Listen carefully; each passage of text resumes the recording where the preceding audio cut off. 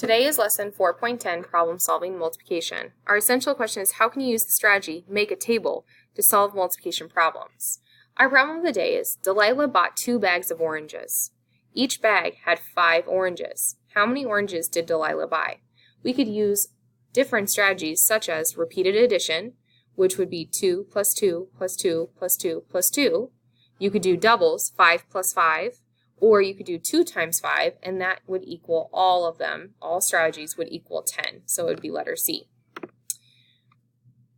For this lesson, we're going to be looking at tables and how we can use multiplication in the real world.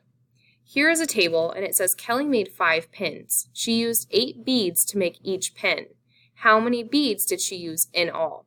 So we know that 1 pin has 8 beads. 2 pins have 16. 3 pins have 24.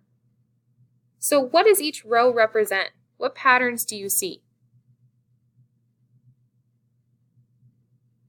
Some possible answers could be the top row shows the number of pins and the bottom row shows the number of beads. I want you to find out if you have 6 pins, how many beads would you need? Make sure to write that on a Post-it and turn it in.